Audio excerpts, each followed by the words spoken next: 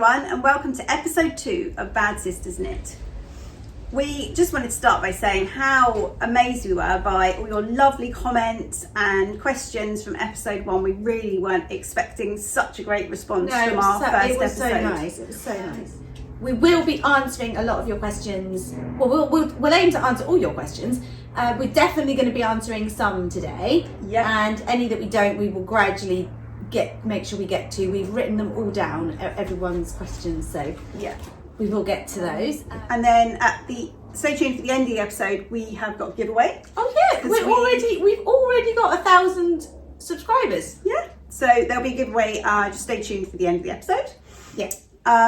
So one of the questions that was asked by quite a few people was sort of a bit more of a background from both of us. Yes. Because we kind of thought people knew who we were already. Well, we weren't. I don't know why, but I wasn't really anticipating new people finding us. I was kind of thinking it was just going to be people who already followed Dandelion Dogwood, or already followed my knitting patterns, or maybe had followed my other podcast. Yeah. So I think that more people knew you than they did me. But even then, there's people that are just new. Yeah, or completely new. So yes. Sure, I'll begin with me. I'm Jen. I've got 3 children.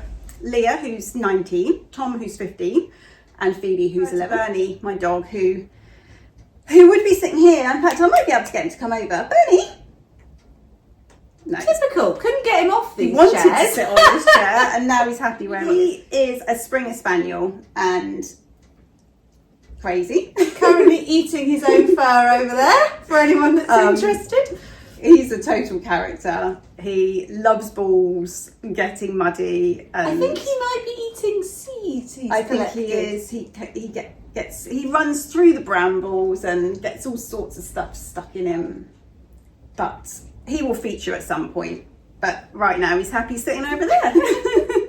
My little Trixie, oddly, is actually sat on the top of a couch over there, where we've got a curtain hanging to block some of the light.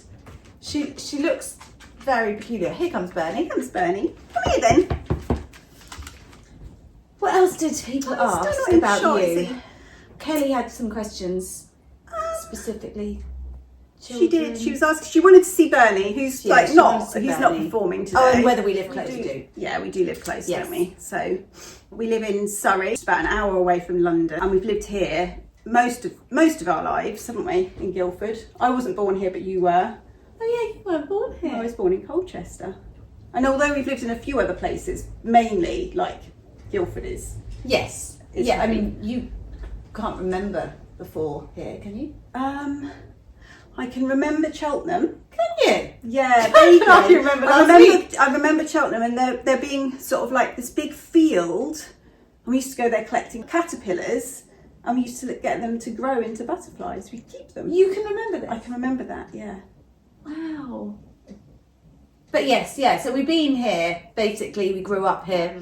We both mainly stayed here. I mean, you went down to Southampton for university. Yep. I actually went to university quite close to here, but then I lived in Putney in London for a while. I can't remember how long exactly. No. But then we moved back here. And you've been back here 10 years. Yes, 10 years, yeah. So that's where we live. Oh, and Surrey is, yes, it's about an hour outside of London. It's about an hour from the coast. Yeah. And we live really near the little village where they filmed The Holiday, for anyone that's seen that film. Not in it, unfortunately. Not in the little village where they filmed The Holiday, which would be a dreamy place to live. But it's very close to here. Yeah, I mean, we're lucky with where we live, aren't we? It's so pretty around here. Yeah, it's beautiful. It's busy. That's the only thing it is quite, yeah, because it's like, what do they call it? Commuter belt? Yeah. Yeah, like a lot of people live here but work in London. So another question that we had is why our podcast was called Bad Sisters. Yes. We aren't bad sisters, to each other. No. Or at all, really. No. We're not bad really anywhere, I don't think. No. We called it that because of our natural tendency towards procrastination, perfectionism, and unrealistic expectations on ourselves, which make us feel like we're failing, even though it was never possible to succeed. Because if you plan 7 days worth of stuff to do in a day, you're always going to fail. We have so many ideas. Yes, it's just, yeah. And there's no way with family, dog, everything else even if we didn't have all our other life responsibilities, we wouldn't have enough time to follow through all of our ideas. And I think also because we are creative and we're constantly being inspired by things around us, and the changing of the seasons, and then new flowers and new this, and our inspiration moves, and this is definitely just the nature of creative people, but the inspiration comes at us much faster than our output. Yeah. And so then the sort of tendency is to pause what you are doing, move on to that thing, and feel guilty about it. Those tendencies and the idea that everything needs to be perfect, everything needs to be ready, everything needs to be finished, is why we have taken about 3 years to get to actually doing this podcast.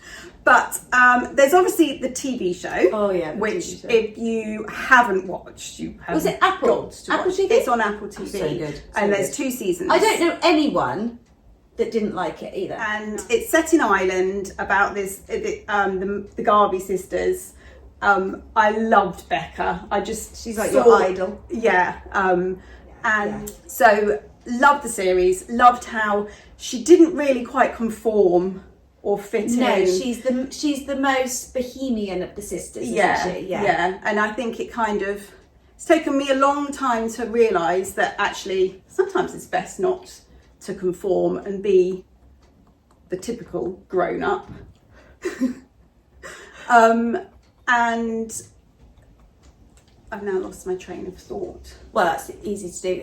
So basically love that, and we sort of, I don't know, I guess that sort of was in our heads. Well, we're actually Irish, aren't we? We are Irish. We're more Irish than anything else. We're Irish and Scottish, but more. I think more than 50% Irish. I think we're about 75% Irish. Yes, and I'd love to I really want to do one of those genealogy things. We should definitely do that. To see, like, that would be so much fun. How Irish we are, how Scottish, and if there's anything else in there. Yeah. So yes, that's answering that question.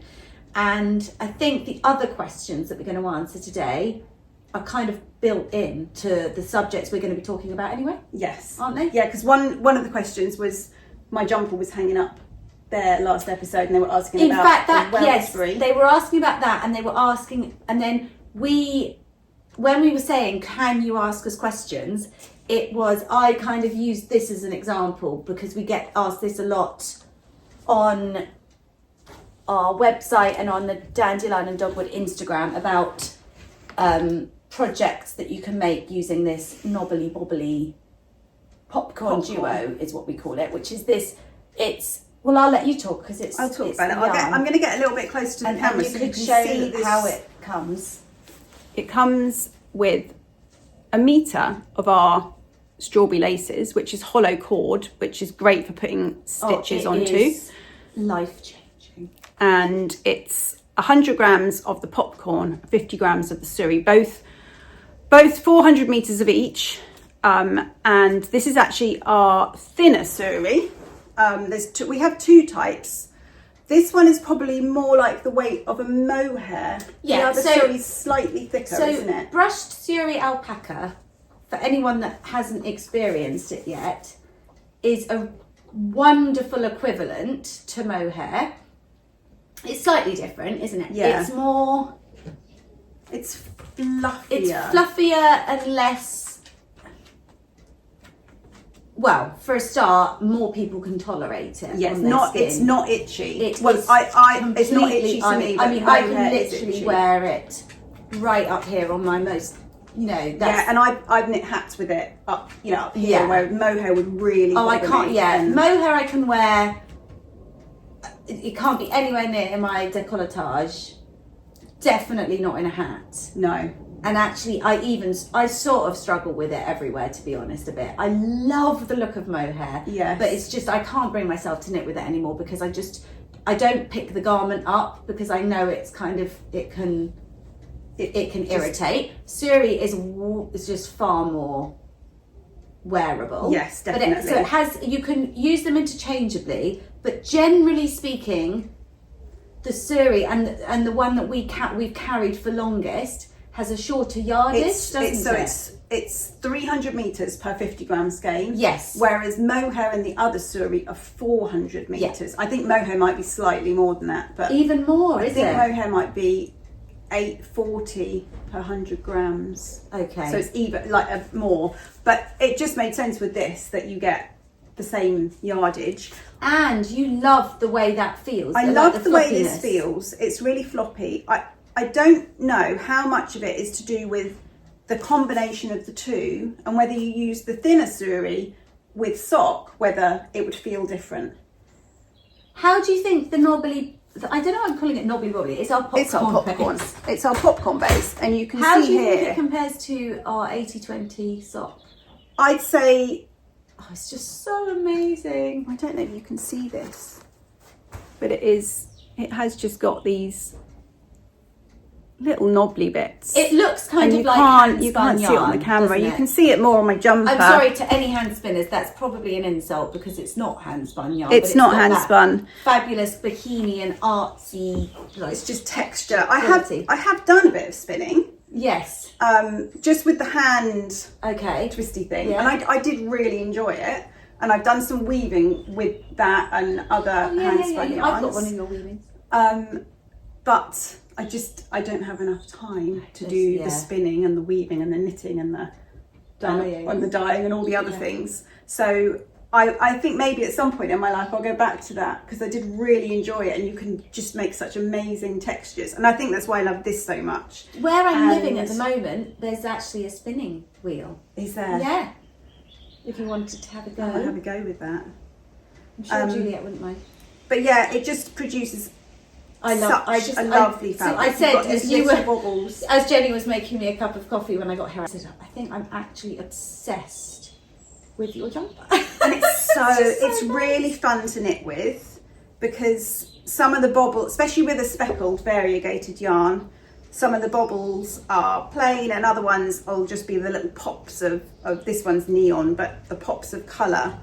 And it just keeps you interested. And did you find it harder to like read your stitches or pick up, because the way this sweater's constructed, you pick up stitches on the shoulder and then there's and the stuff. seam, the little sort of seam down the well, front. it's, So it's sort of, I wouldn't say if you're a complete beginner knitter, it's probably a hard one. I wouldn't knit something like a jumper to begin with. I'd start with something simple. yes. Like maybe a hat. Well, this a scarf. is a good segue actually, because we were going to talk about patterns. Yeah, because that's one of the questions we get.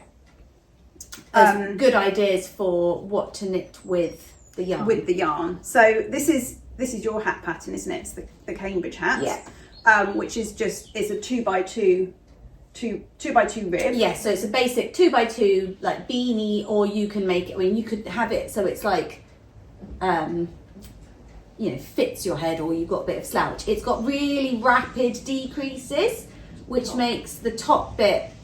I love the way the top. That's my favourite bit. And I like so the good. shape of the top when it's not worn. Well, it sits nicely on the head if it's worn to fit, but if it's not worn to fit, it's got like a really cute little shaped top. Yes. Not pixie, but No, sort of but it's- heading in that direction. Yeah. It's cool. Really, yeah. So that would be a perfect pattern for it. Something like wonder the how the- Sophie shawl or the Sophie scarf. The Sophie scarf. would be You'd have more than enough, I think, that's a petite knit pattern, well, which you probably know of. It's really, really And that is popular. just one of these will be enough for that. Yeah, it would be amazing in that as well. It would, wouldn't it? It really lends itself to anything. I would say garter, stocking stitch, rib. Yeah, I wouldn't be doing any There's kind of no point doing a lace or any other texture. You'd lose the you'd lose the effect of the lace, and I think it would just distract from the texture of this as well. So it just speaks for itself. I mean, especially if it's a speckled yarn as well. Yeah, but I think it's certainly, I was okay picking it up. Certainly easier now. I've got my reading glasses. Now I can see. I can see properly. I didn't have a massive amount of trouble. I'd say this seam isn't as distinct on here, but again, I mean, that's good to be. That sort of shows what you mean about you'd lose any definition of a lace or exactly, something. Yeah. So, and this was knit with five colours, and I just held it with the bare suri. So Jenny's wearing and I'm wearing my sweater pattern, which is called the Wellsbury sweater. I knit this Wellsbury with 5 colours, which is actually enough to knit all of the sizes. That goes up to size 10, which is a 72-inch bust, 180 centimetres. Yeah, sounds right.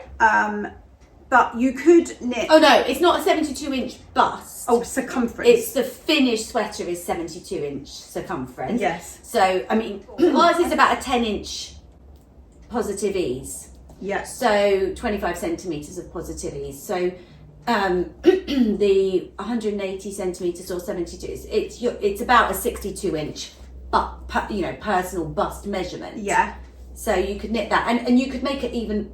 You'd have enough longer to make it longer. You'd have 200 metres left over from not that you necessarily want it longer in that size, but as in if you did want it, because ours are worn quite, not, I wouldn't necessarily call them cropped, but they're worn, not, I mean, I've got a dog in the way of mine. They're sort of high-waisted jeans. They just go over the top of high-waisted jeans, don't they? Yeah. But yeah, there's plenty left if you wanted to make it longer, or And what if you wanted to do it with 3? 3 is enough to knit up to size 4, which is so like 48 finished. inch bust. Finished. Or 48 inch circumference size. And 3 is enough for that. So, you don't have to have 5, but you've then got plenty left over from 5 if you wanted to use it in. I seem to be attracting wildlife. Does the tortoise want to get in on this? Oh, I get the guinea pigs too. Oh yeah, and the other thing. And the lizard. Could the lizard sit on my shoulder? Yeah, but she's quite jumpy as well. So we never talked about all our animals. Your menagerie. Menagerie. So yeah, so that's with the popcorn. But then we've also knit them in. Well, mine's not popcorn. Yours isn't. Hang on, have we even said what it is? The Wellsbury. Have we said that already? If we haven't, then it's the Wellsbury. It's the Wellsbury. This is my design inspired by, my first design inspired by Ginny and Georgia. I actually have weirdly got 2 sweater patterns in my knitting pattern library. Well, body of work? I don't know. Anyway, 2 of my designs are inspired by sweaters worn in a TV show on Netflix called Ginny and Georgia, which I really, really do like a lot. Yes. And there's a new series coming up soon. Is there? In June. Oh yeah, June. And that is quite soon now. Yeah, it's not long. But they're worn by different people. So this one was worn by, is she called Nora? I think she's called Nora. I think it was Beautiful Nora. Teenager. And they're doing a dance, and she was wearing a jumper that looked a bit like this. It looked to me, I mean, her one was obviously like a commercial jumper, but it looked a bit like it was knit with something. You get the yarns, more commercial knitting yarns, and they're like do they change colour as you go? Like really gradually over the entire length of the skein of yarn, and hers looked like it was knit in something like that. I don't know how that is. That what those yarns that Andrea Mowry designs with all the time? Spin cycle. Do they do that? They do that, but they've also got they've got a really good texture to them as well, haven't they? Yeah. But yeah, they do that. They cool they change colour, which is why they're really good in a lot of her patterns. They gradually change colour. Yeah. Yeah. So this would be good in the spin cycle. It would. But so anyway, hers looked like that. But I thought, as I saw her wearing it, I thought, wow, that would be so cool if you could create that effect of it changing, but with, you know, multiple different skeins of yarn rather than one yarn that changed gradually. And I'm just going to try and show you. The thing I really liked as well is So that it's because you knit one side and then the other, it makes like you feel like you're making really so much speedy progress. Yeah. It's so weird how different. Because it's only a little It short. just It's felt half like the it jumper, knits then another up half, and so fast. Didn't it? So, which is probably why I've got so many of them. This is actually knit with an advent calendar. Yeah. As is yours. Yeah, mine's got more colours in than yours. And you can knit all the sizes with just a tiny bit more than an advent calendar. So if you wanted to knit size 10, you'd need an extra mini. Someone's at the front door. Ooh. Excuse my cough, by the way. I think my cough is now on day 7,356. I cannot get rid of it. It's driving me round the bend. I'm going to show you my other one. This is my first sample, and that's knit with 3 different colours. And in the pattern, it kind of explains various different ways of working out how to place all your colour. It does describe using lots of different colours and how to place them. And you can even use this. So my patterns come with a schematic, which is just like a black and white line drawing that's got all the measurements and everything, a diagram at the back of the pattern, but you can use it to colour in. So if you wanted to do kind of like, you know... That's how we planned this. Yeah. And this one is 20 colours and there's 14 rows of each colour. So it's quite simple to work that bit out. And then, but yeah, 25 mini skeins is enough for all of the sizes. Yeah. 20, I had a little bit left over from each, which would go into a cosy memory blanket or something like that. I think there was enough to use for that. But yeah, it's really fun to knit, and because you're changing colours so often. And you didn't fade. That is striped, isn't it? That one. That is, yeah, it's striped. But this was this is faded into each other. Yeah. This was from by our which I mean cafe, Dogwood Cafe Advent, which was a very subtle fade, wasn't it? So change. And the speckles in all the skeins of that are the same, which helps it to really blend through, doesn't it? But it would equally look nice if they were distinct, you know, stripes. Really different colours and so distinct actually, stripes. I mean, there's just so many things. Do you know what? I keep meaning to knit one just in one colour as well, because you do feel like you're making speedy progress. Yes. And it's it's like a boxy. It's just a boxy sweatshirt, really, isn't it? In fact, was the shape partially based, or was that the Putney on our pink sweatshirt? So the Putney was based. We had these pink sweatshirts that we lived in, didn't we? I have 2 because I bought a second one because I was so worried that I wasn't going to have one. So comfy, yeah. I mean, it's just that's what we like to wear is comfy. Yeah.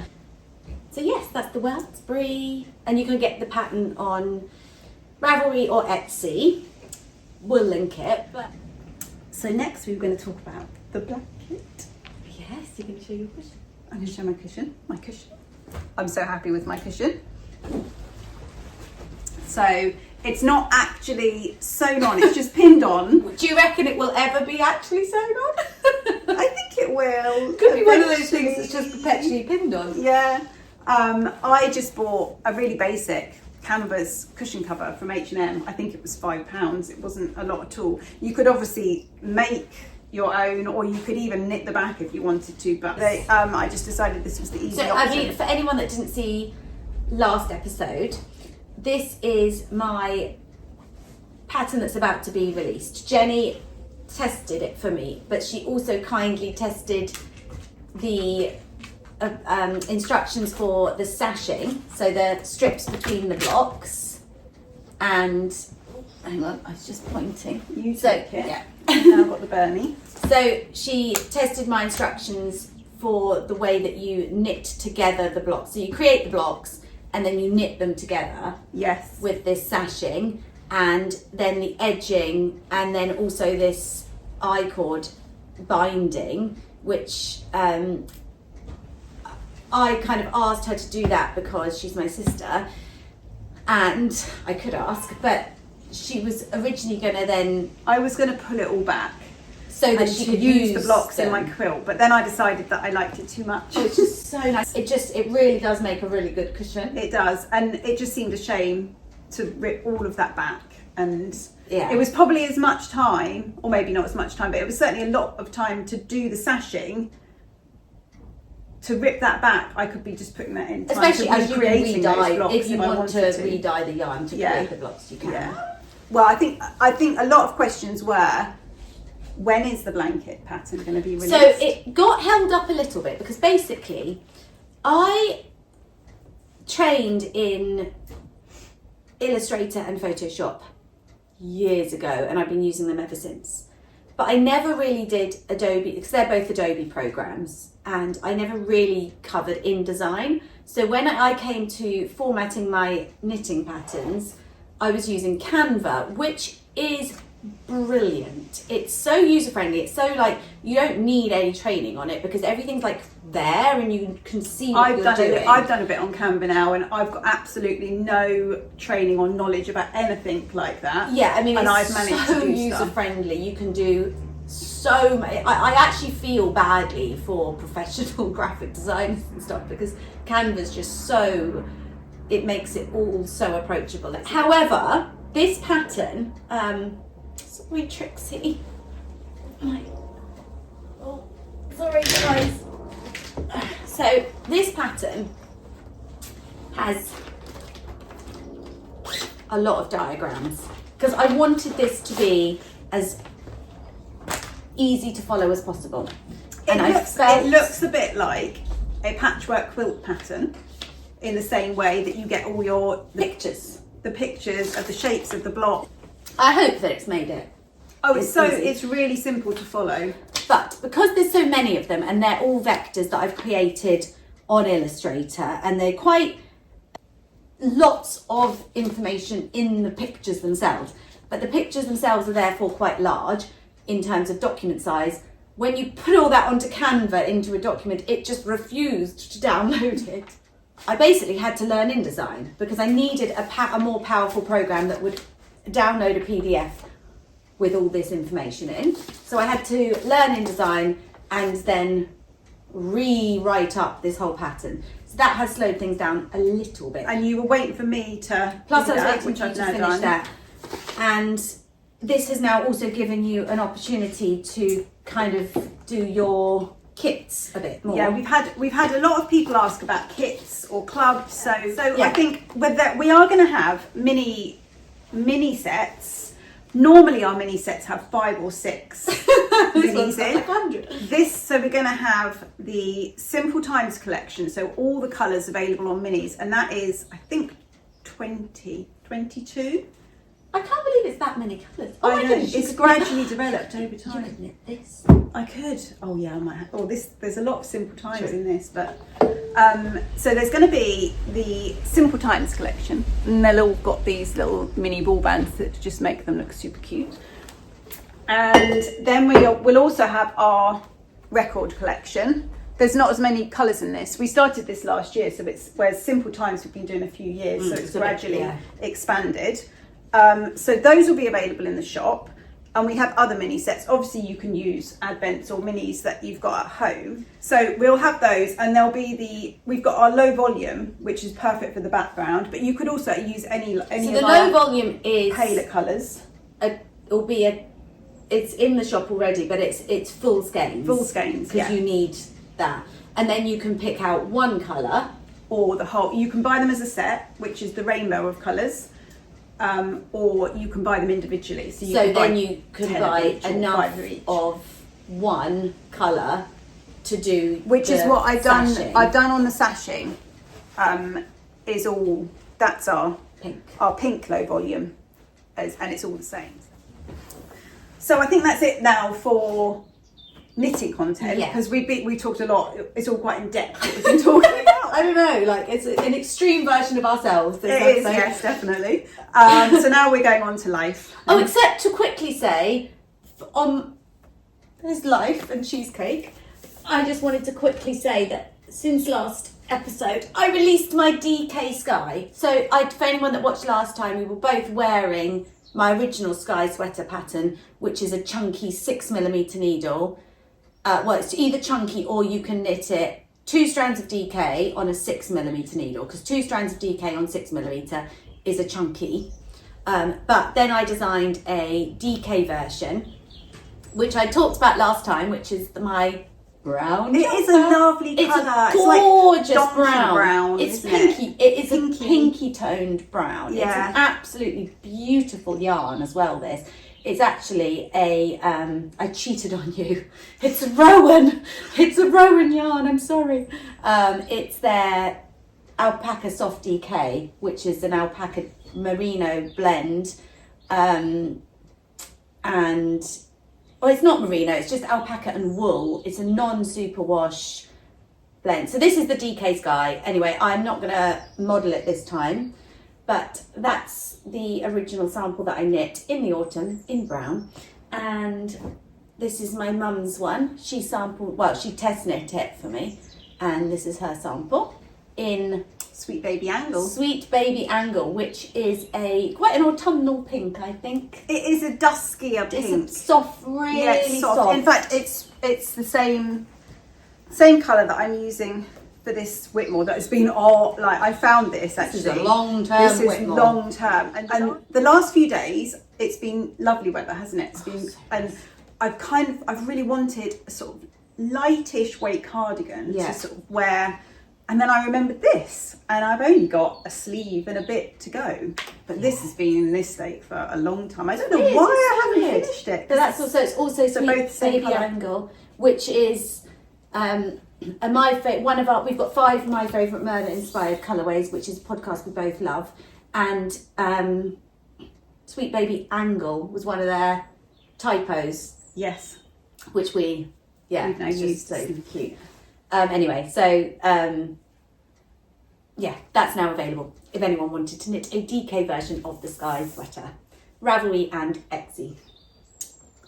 So now on to Life and Cheesecake. Life and Cheesecake! So last week we were talking about Marion Keyes, because you're reading her book at the moment, and this cookbook of hers, which we realised actually was just literally on your shelf. So funny. And so I got it out, and it's full of so many fun recipes. It is a fun cookbook. It's not healthy. It's not healthy. It doesn't pay any attention to sugar content. No, it is just a really fun, colourful book. It's the kind of one that if you were having, you made the cheesecake. Last time you made the cheesecake, it was for a party. Yes. Jen's made cheesecake. I made mini ones. And they have jelly. I mean, it's that kind of book. It is. It's got jelly on the It's proper cheesecake. jelly. Yeah. It's jelly on top. It's jelly in the cheesecakey bit. So it's just good not fun. It's colourful. There's no fruit in there at all, and you can't really fun. see the glitter in there, but there is edible It's glitter. over there. I was going to show you something. So Can I try it? yeah, Tom had one last night. He's too polite to tell me whether it was nice or not. Oh, it's alive! Hope your couch is clean. Is it good? So good. Okay. So how are you finding your living situation? Because obviously you're in temporary in between. It's so not weird. Like, I don't know. So when we were building up to moving house, and then we knew we weren't obviously moving into the new house. We were moving in with my father-in-law. Is that what he's called? Yeah, he's your Rob. And my stepmother-in-law. They've got a really big house, so there's plenty of room for us all to have a room and everything. But I was kind of building up that it was going to feel really like a really weird period of time, but it doesn't. But I think that's human nature. Yeah. And we did, Jan and I, before we had children, when we were both, I was studying my English degree, he was doing his law conversion, we did live there. So I feel like maybe it's that familiarity that we've... Yeah. I think it's so nice as well for Jack and Johnny to be spending time with grandparents. It's really, really nice because, and their cousins are up there a lot. And it's just, Yeah, but it just doesn't feel weird. And the other thing that's feeling strange to me, as well as how that doesn't feel as strange, is I'm not even thinking about not being in my house anymore. I don't know. It just amazes me how quickly, as humans, we just adapt. Yeah. Like, I still think of it because I walk right near where you used to live every day, and I still refer to it. I walk up your hill every day, and I don't know how long I'll refer to it as your hill. Yeah, I don't know. It's nice. It's a really nice location, and we I've been ill, not ill, but this stupid cough. So I haven't been doing loads of walking. Like, I haven't been doing my normal amount of walking until the sort of last week. But the walks around there are really, really nice. Beautiful, isn't it? And it's just good. The only thing is I'm missing some of my stuff. It's so hard to predict what you're going to want in those 2 months, I guess. And especially because it was sort of between seasons, and I know it's really weird because it's not like, it shouldn't really be a seasonal thing, but I'm annoyed that I packed all my beading stuff. Yeah. Because I now want to make some more of these bracelets that I like to make, and I wanted to make some stitch markers and things. And the other weird thing is, I actually do have access to my sewing machines and my fabric, but a lot of my other all my other sewing equipment is in the storage that's like inaccessible. But I haven't really been, I think because we're going into spring, I hadn't really been thinking I would miss sewing. I just happened to put my sewing machines in the small storage unit because I felt like it was a bit more predictable in terms of them not getting bashed about. But now I really, really want to sew. I think that is partly seasonal. Yes. I've got a bit of a love-hate relationship with sewing. It's like I have lots of fabric, and I've got a sewing machine, and I've got lots of patterns. I did recently sew Phoebe, or attempt to sew Phoebe a dress. No, you did. Because sew they Phoebe had a dress. to go. They you had didn't have an attempt. You finished. I did finish She wore it. I did finish it, and in the end, actually, it was fine. I bought the wrong size pattern, so I kind of had to just really make it up, which didn't help. But by the end of it, I was like, I am never sewing again. This is great. I can get rid of all my fabric, all of my. But now my desire to actually sew some dresses and skirts and stuff has kind of come back again. So should I get one of my sewing machines out and bring it here? Yeah. And we'll do some sewing. I think we're going to talk about books as well. I'm still working my way through Marion. How's your reading? I finished the book. Oh, sorry. We're doing that thing where we just assume everyone knows what we're talking about. So I am reading. My bookmark's in the wrong place because I'm reading Marion Keyes' My Favourite Mistake, and I said this last time, I haven't read a Marion Keyes novel in years. Just really enjoying it, but it's sort of really easy, isn't it? Really easy reading. It's really easy reading. Yeah, I did get I got the audio book because I really find that's just the way. It's the only way I get through books. I don't have enough time to read read, but I love reading, and I don't want to miss that out of my life. But I want to get through the book quicker than I can. You know what I mean? Yeah. You know what I mean. So I have finished Behind Closed Doors, which I talked about in the last episode, which is by B.A. Paris, and it was so good. I read that really quickly because it's so gripping. And it was I don't want to give too much away. What genre is it? It's psychological thriller, right? Which a lot of books I read are that kind of genre. I try to mix it up a bit, but they're the ones that they're the ones you gravitate. Yes, aren't they? They're quite fast paced, and there's a lot of twists, and I really enjoy that. This one, Behind Closed Doors, kind of perfect title. It's a couple who, from the outside, appear like the perfect couple, the perfect people.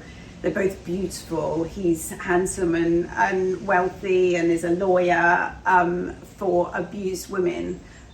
But things aren't quite as they seen Oh, it does from the sound outside. good. And I can't say any more, but it's so good. It's really, really good. Okay, I'm going to read that. Definitely going to read that. And so, and then now I read on the Kindle or my iPad. I am reading. Have you just rated it yet? I haven't yet. No, I've got the stickers, some of which Phoebe's stolen. This is the new book by Claire Douglas called The New Neighbours, and again is a psychological thriller. And I looked it up, and she's actually described as family noir, which I think is like the dark side of families and relationships and that kind of That thing. totally adds up. From the ones I've read of her, that does summarise. What's your favourite one? I've only read 2. Oh, have you? No, I've read 3. I've read all of them. Have you? Have you read all her? Because she's prolific. I think she's probably got 9 or 10 books. Wow. Okay. But once there's someone I like, she's just so easy to read. There's twists and it's like, I feel like she's someone you can just trust that you'll read it quickly. Yeah. Does that make sense? Like I think my favourite was The Couple at Number 9. I think that's one one of the ones I've read. Yeah, we read it as an October book club, didn't we? We did. And that was really good because there were so many twists, and she really describes her surroundings, like everything going on really well. You can really picture it. You feel like you're there. Yeah. Yes, very descriptive. So the other one I read The Girls Who Disappeared, and really liked that one as well. Yeah. But then I listened to one on Audible called not Behind Closed Doors. That's your book. It's something like that though. It's the one in Wales where they've got the bed and breakfast. Oh yeah, I remember. I know the one you mean, but I can't remember what it's called. Oh, what is it called? Anyway, it doesn't really matter that much. And the other book-related news is I found this when we went to Poleston Lacey recently, didn't we? We did. Which is a national trust near here, which is absolutely beautiful. One of my favourite places. And they have, most national trusts do, don't they? But they have a second-hand bookshop, and I picked up this almost perfect copy of this book called The Paper Palace, which I wanted to buy. I've heard so many people recommend it. Yeah, I've had that in my list on for a here, long time. it's recommended by Reese Witherspoon and Marion Keys. Yeah. We're like the Marion Keys podcast. Yeah, so that's my new book. Yeah, what's one nice thing you've done recently? I've been baking sourdough. Oh, I ate some of your sourdough. I kind of started it last year. Is it a new starter then? No, I've probably had the starter for at least a year. Wow. And every now and again I put it in the fridge and it just goes dormant and you bring it back out again. But I think the last couple I've made have been really, really good. And why do you think that is? Because it's a bit warmer. Oh, and actually, some of them say to put it in the fridge. Yeah. And this recipe I followed this time, which was a simple, basic recipe, like first start sourdough. You don't put it in the fridge at all. You just leave it out. So I think put what in the fridge? The starter. The dough. Once you've made the dough, you put it into long ferment in the fridge. Okay. But this one didn't say to put it in the fridge. It was just left out on your worktop overnight. So it's really quick and simple. You've got your starter. You mix your dough up. Fold it a few times and then you let it ferment. Doesn't overnight. it make you feel like such a I don't know. It's quite magical because it's like flour, water, salt. Yeah, and that's it. Yeah, but does it make you does it give you an odd feeling of being like a really good homemaker and wife? Like I don't know, there's something really weird about it. Yeah, like the basicness of it. Staple. Yes. Yeah, like you can do anything. Yeah. Yeah. It's weird that, isn't it? So I've been doing that. I've been out in the garden a little bit. I have fed all my roses with chicken manure, so now my garden smells like a farm. And they're all starting sprouting now. It's so exciting. And bit of baking, and that's about it really. I went for this was probably one of the most exciting things I've done. Since I've been walking again after feeling a bit better, I went on a walk from my new house. So exciting. Yes, which was really cool. It's such a nice walk. Well, there's loads of nice walks, but the one I did was particularly nice, and the weather's just been so nice, hasn't it? Yeah, it's been proper spring. Full blue skies. Yeah, and just unbelievably warm. nice. Yeah. So yeah. Anyway, I'm going to eat my cheesecake now. Bye, everyone. Are we going to talk about our giveaway?